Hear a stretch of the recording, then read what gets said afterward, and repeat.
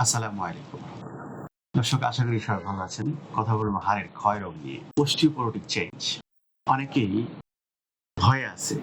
প্রশ্ন করলে জিগায়, হাড় ক্ষয়ে গেছে। বিশেষ করে যারা একটু বয়স্ক মহিলা, যে মারা আসেন দেখাইতে আমাদেরকে, তাদের যদি বলা হয়, "কি সমস্যা মা?" বলে, "হাড় ক্ষয়ে গেছে।" আসলে এই হাড়ের ক্ষয়টা অবশ্যই সতর্ক থাকা খুবই জরুরি দরকার। কারণ হাড়ের ক্ষয় রোগ যদি হন সতর্ক, ভয়ের আসলে কোনো কারণ নাই। কিন্তু সেই ভয়টা যদি সমস্যা নিয়েই আপনি যদি সাহস যোগান, তাহলে কিন্তু ব্যাপারটা একটু অন্যরকম হয়ে যায়। তার মানে আপনাকে জানতে হবে হাড়ের ক্ষয় রোগটা কি জিনিস, কতটুকু সতর্ক থাকলে আপনি এই হাড়ের ক্ষয় রোগ থেকে কিন্তু মুক্তিও পেতে পারেন বা আপনার হাড়কে শক্ত রাখতে পারেন। অস্টিওপোরোটিস হচ্ছে একটা হাড়ের রোগ, যেটা কিনা হাড়েরটা আস্তে আস্তে কি হয়? থিনার বা পাতলা হয়ে যায়, ফ্র্যাজাইল হয়ে যায়। যেমনটা উদাহরণস্বরূপ বলা যায়, একটা বাঁশ দাঁড়িয়ে আছে, সে বাঁশটা ঘুণ ধরে, যেটা গ্রামের ভাষায় বলে। ঘুণ ধরার পরে ভিতর থেকে, ঠিক বাইরে থেকে মনে হবে হাড়টা খুব সুন্দর মনে হচ্ছে। কিন্তু ভিতর থেকে এক ধরনের যে হাড়ের যে ডেনসিটি থাকে বা হাড়ের যে স্ট্রেংথ থাকে, শক্তি থাকে, সেটা আস্তে পাতলা হয়ে যায়। যার ফলে এটা এক ধরনের অস্টিওপেনিয়া গ্রো করে। এবং যেকোনো সময় এটা যদি আপনার ভেঙে যায় বা ভাঙার চান্স থাকে বা ছিদ্র হওয়া, সেটাকে আমরা বলতেছি অস্টিওপোরোটিক চেঞ্জ। এটা যে কোনো বয়সেই হতে পারে, তবে বয়স বাড়ার সাথে এটার সিগন্যালটা একটু বেশি তাড়াতাড়ি আসতে পারে।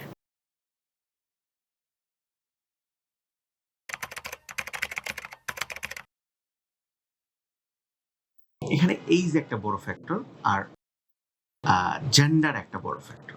বিশেষ করে মহিলাদের পোস্ট মেনোপজ হওয়ার পরে, যেটা দ্যাট মিনস মাসিক যখন বন্ধ হয়ে যায়, তখন একটা হরমোনাল ইমব্যালেন্সের জন্য হাড়ের যে পরিমাণ স্ট্রেংথ বা ডেন্স থাকার কথা, সেটা কমে যায়। বিশেষ করে একজন প্রতি ২ জন মহিলার মধ্যে একজনই এই প্রবলেমটা হয় এবং ৪ জন পুরুষের মধ্যে একজন পুরুষের হয়। তার মানে আমাদের হাড় যে ক্যারেক্টারিস্টিক্স থাকে, যে হাড় ভেঙে গেলে নতুন হাড় জোড়া হয়, যে হাড়ের হেলথ নিয়ে পার্শ্ববর্তী হাড়টা আবার জন্মায়। অস্টিওপোরোটিক হলে কিন্তু এই জিনিসটা সহজে সে হাড় আর জন্মায় না। দ্যাট মিনস রিবিল্ড হয় না। নতুন করে কিন্তু মানে হাড় জন্মানো খুব কষ্টকর হয়ে যায় যদি কারো অস্টিওপোরোটিক চেঞ্জ থাকে। ব্যাপারটা খুব সিরিয়াসলি চিন্তা করা দরকার।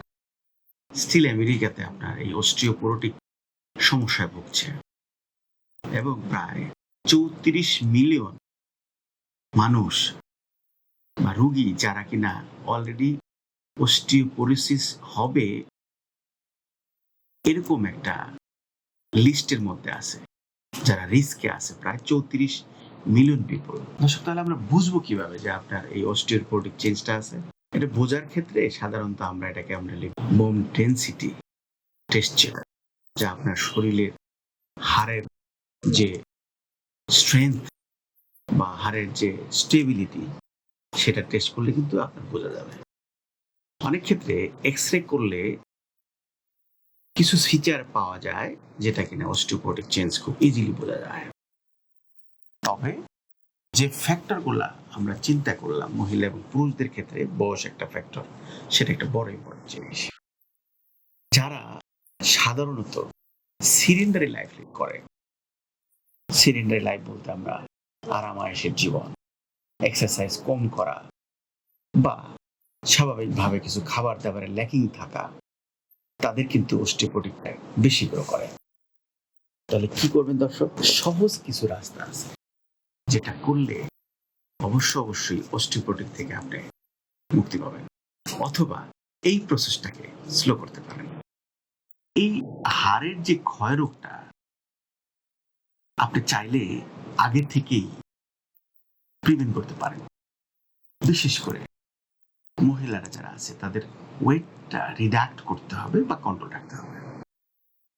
অবশ্যই যখন পোস্ট মেনোপজ হয়, exercising therapy is very important.